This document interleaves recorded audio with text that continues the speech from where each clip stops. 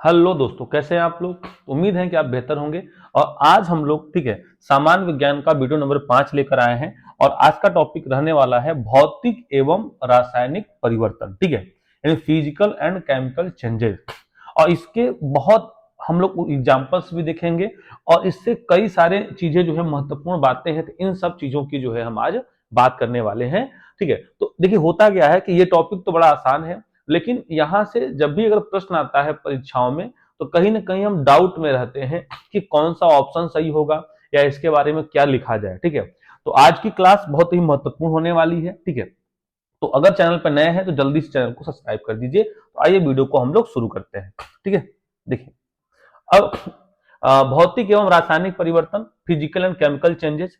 तो अगर देखिए हम सबसे पहले रासायनिक परिवर्तन की परिभाषा पढ़ें, तो रासायनिक परिवर्तन की परिभाषा में क्या बात कही जा रही है, ध्यान दीजिएगा। देखिए परिभाषा की बात करें तो आप देख पा रहे हैं साफ साफ परिभाषा लिखा हुआ है, आप देख भी लीजिए।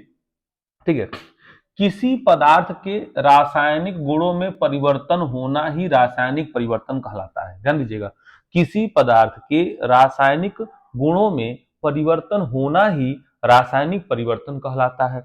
विशेष क्या है इसमें, रासायनिक परिवर्तन में प्रायः नए पदार्थ का निर्माण होता है। और ये जो नए पदार्थ होते हैं बच्चों, अस्थायी होते हैं। ध्यान दीजिएगा, रासायनिक परिवर्तन में नए पदार्थ का जो है निर्माण होता है। और रासायनिक परिवर्तन क्या होते हैं, स्थायी होते हैं और अनुत्क्रमणीय होते हैं।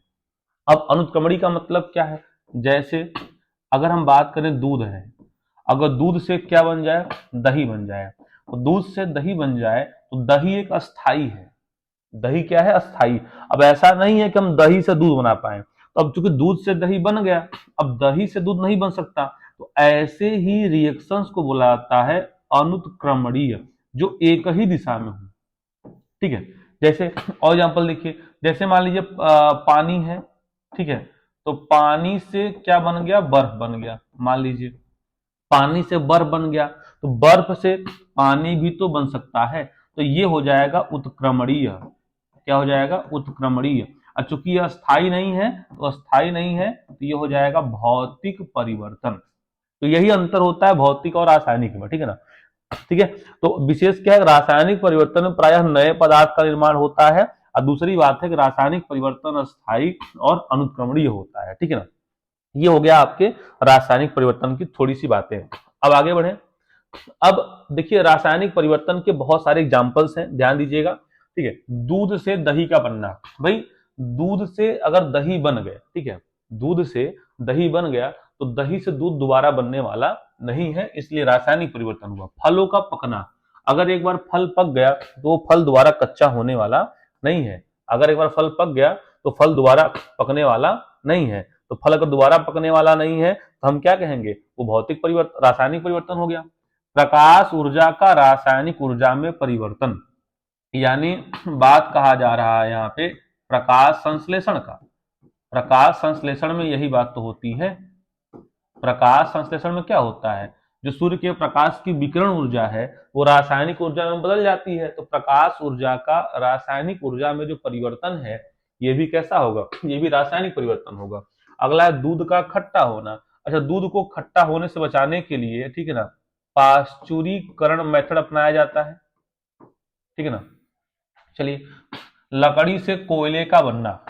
अगर लकड़ी से कोयला बनता है तो ये भी कौन सा प्रोसेस है, रासायनिक परिवर्तन। क्यों, क्योंकि लकड़ी से कोयला बन गया, तब कोयला से दोबारा लकड़ी थोड़ी नहीं बना पाएंगे। ठीक। लोहे में जंग लगना, अब लोहा में अगर जंग लग गया तो ये भी कौन सा परिवर्तन होगा, ये भी रासायनिक परिवर्तन होगा। अच्छा, कपूर का जलना, कपूर का जलना भी क्या होगा, रासायनिक परिवर्तन होगा। अच्छा एक बात ध्यान दीजिए, जितने भी दहन है, समस्त दहन अभिक्रियाएं जो होती हैं वो रासायनिक परिवर्तन के अंतर्गत ही आती हैं। खून का जो है थक्का बनना, क्लॉटिंग ऑफ ब्लड, खून का थक्का बनना भी रासायनिक परिवर्तन है। अच्छा, भोजन का पचना, भोजन का पचना जो है ये भी एक रासायनिक परिवर्तन है। यानी कहने का मतलब ये है कि अगर भोजन पच गया तो दोबारा से अब भोजन थोड़ी ना बनेगा वो, तो भोजन का पचना भी रासायनिक परिवर्तन है। अच्छा, भोजन का पकना, भोजन का पकना भी एक प्रकार का रासायनिक परिवर्तन है। ठीक है ना। अच्छा, फलों का पकना, शायद ये तो था। हाँ, फलों का पकना भी रासायनिक परिवर्तन है, ठीक है। अब पौधों में वृद्धि,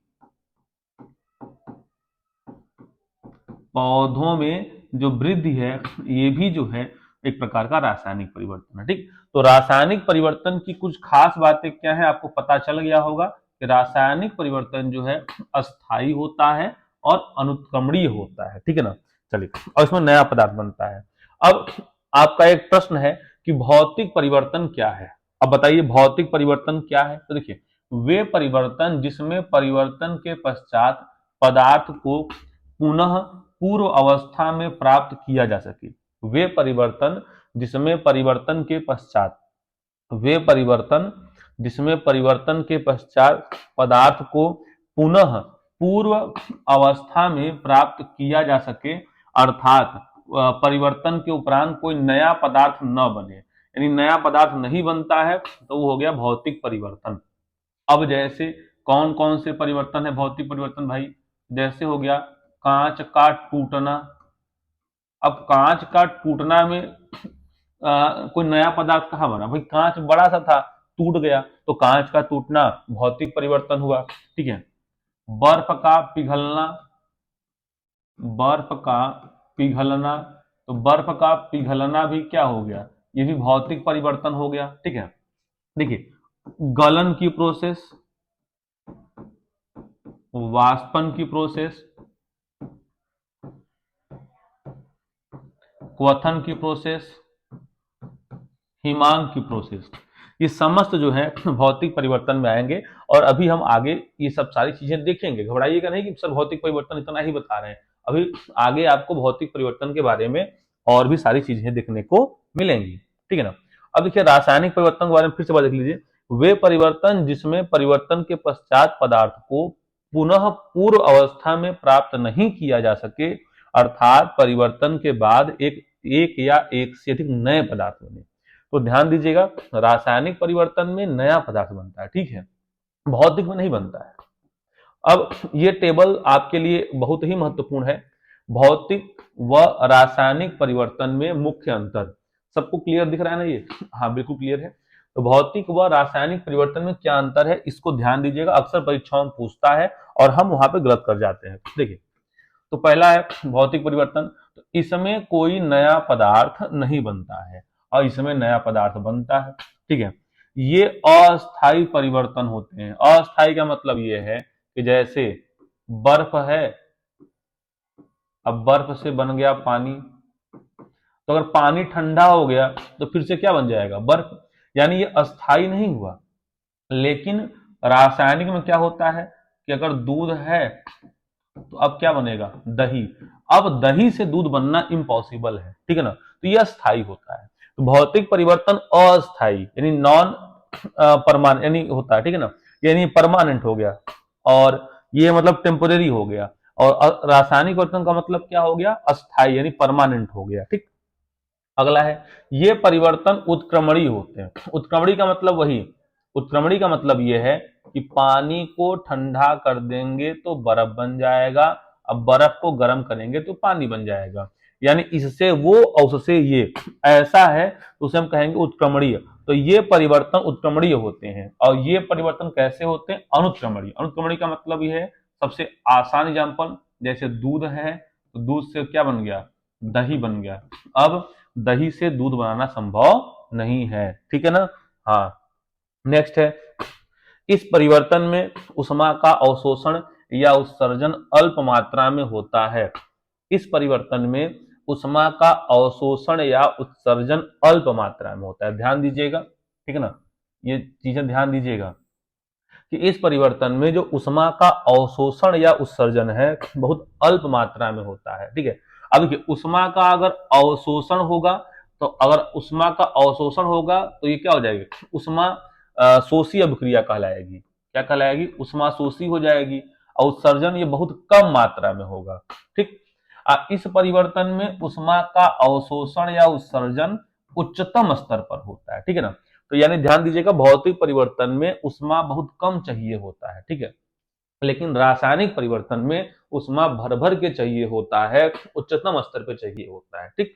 तो ये बात आपको ध्यान रखना है। नेक्स्ट है, इसमें इसमें पदार्थ के केवल भौतिक गुणों जैसे अवस्था, रंग,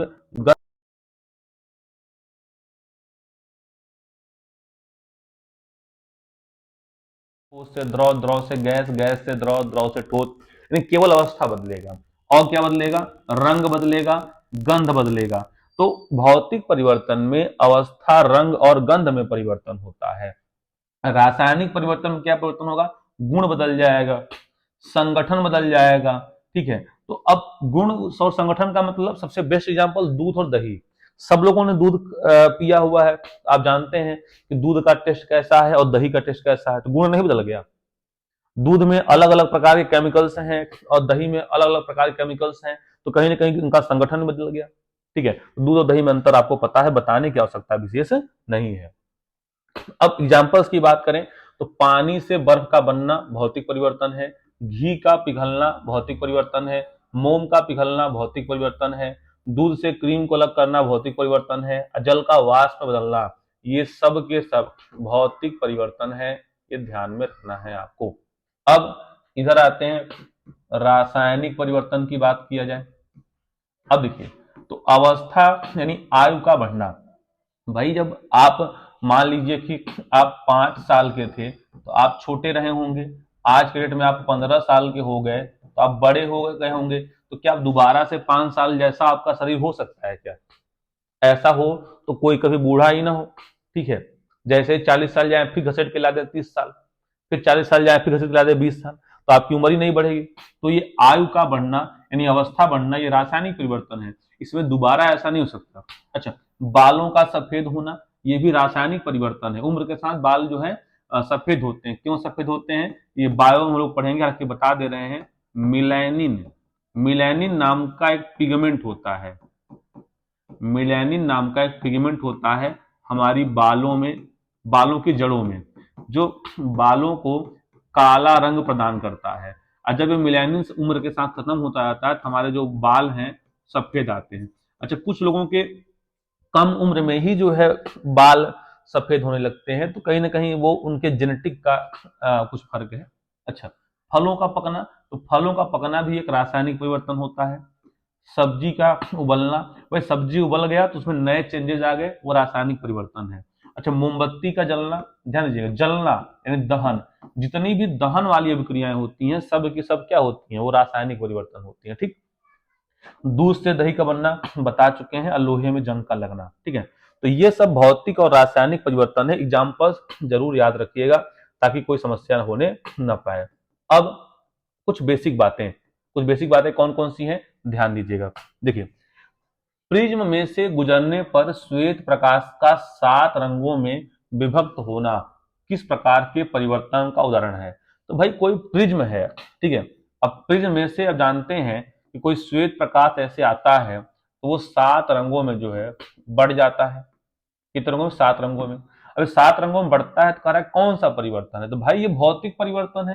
अब ऐसा थोड़ी ना है कि प्रिज्म में से प्रकाश गुजर गया तो प्रिज्म की क्वालिटी घट जाएगी, नहीं, वो प्रिज्म वैसा ही रहेगा, प्रिज्म के गुण में कोई परिवर्तन देखने को नहीं मिलेगा, तो ये भौतिक परिवर्तन ही तो हुआ। ठीक है ना। अच्छा, अगला है दुग्ध आस्कंदन किस परिवर्तन का उदाहरण है? तो दुग्ध आस्कंदन जो है ये रासायनिक परिवर्तन है। हवा में चांदी के बर्तनों का काला होना किस प्रकार के परिवर्तन का उदाहरण है? तो भाई देखिए, ये काला होना यानी ये धातु में संक्षारण या जंग की बात हो रही है, और जंग लगना एक रासायनिक परिवर्तन है, आपको हम बताएं। अगला है सब्जियों को पकाने पर उनका मुलायम हो जाना किस प्रकार का परिवर्तन है? हम बोले हैं कि भोजन का पकना और भोजन का पचना दोनों रासायनिक परिवर्तन आता है, तो रासायनिक परिवर्तन हो जाएगा, कोई विशेष समस्या नहीं होनी चाहिए। अब देखिए, ये एग्जांपल्स ऐसे हैं कि कहीं ना कहीं आपको लगेगा कि पता नहीं क्या इसका उत्तर होगा, आप डाउट में रहेंगे।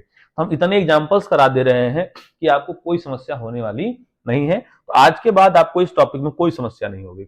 अगला है, देखिए, वायु अथवा रासायनिक पदार्थों द्वारा धातुओं का सनय सनय क्षय होना क्या कहलाता है? तो संक्षारण कहलाता है। और धातु का संक्षारण एक ऑक्सीकरण अवकरण अभिक्रिया है और ये रासायनिक परिवर्तन है।